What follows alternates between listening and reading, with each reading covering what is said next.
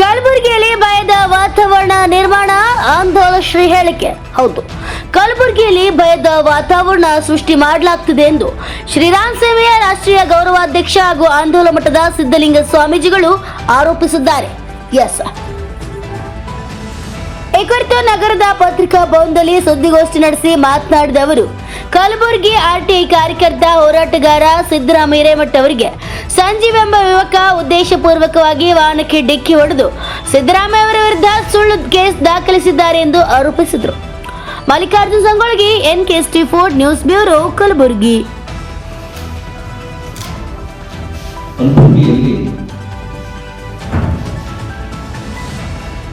ಹೇಗೆ ಭಯದ ವಾತಾವರಣ ಸೃಷ್ಟಿಸ್ತಾ ಇದ್ದಾರೆ ಅನ್ನುವುದರ ಕುರಿತು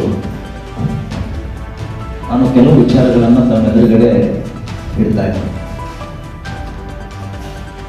ಕಳೆದ ನವೆಂಬರ್ 15ನೇ ತಾರೀಕು ಸಿದ್ದರಾಮಯ್ಯ ಹಿರೇಮಠ ಕಲಬುರಗಿಯವರು ಹೋರಾಟಗಾರ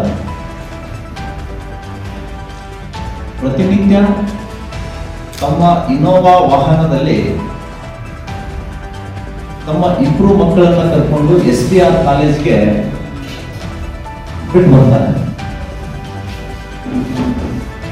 ಇದನ್ನ ಫಾಲೋ ಅಪ್ ಮಾಡಿದಂತಹ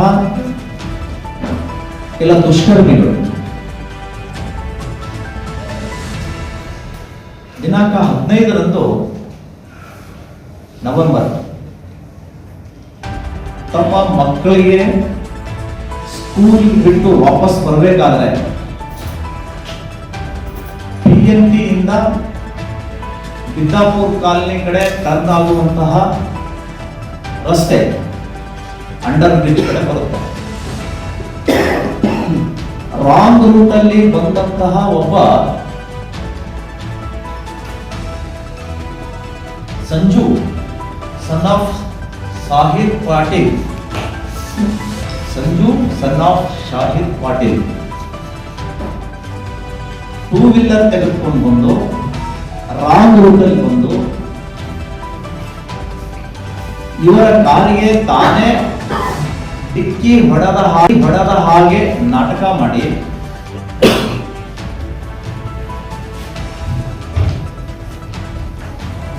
ಅವರ ಗಾಡಿನೂ ಡ್ಯಾಮೇಜ್ ಆಗಿಲ್ಲ, ಇವರ ವಾಹನವೂ ಕೂಡ ಡ್ಯಾಮೇಜ್ ಆಗಿಲ್ಲ.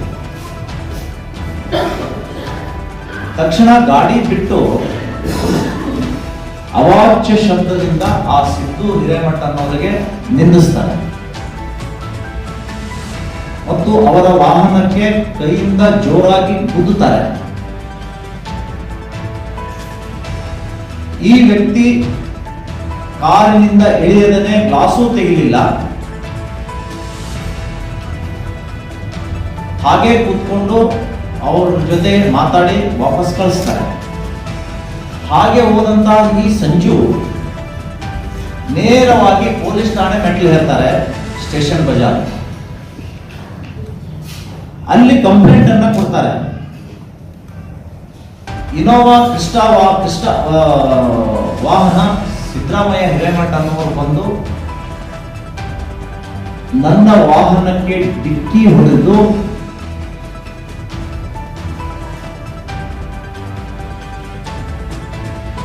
ನನಗೆ ಜಾತಿ ನಿಂದನೆ ಮಾಡಿದ್ದಾರೆ ಅಂತ ಹೇಳಿ ಕಂಪ್ಲೇಂಟ್ ಅನ್ನ ಕೊಡ್ತಾರೆ.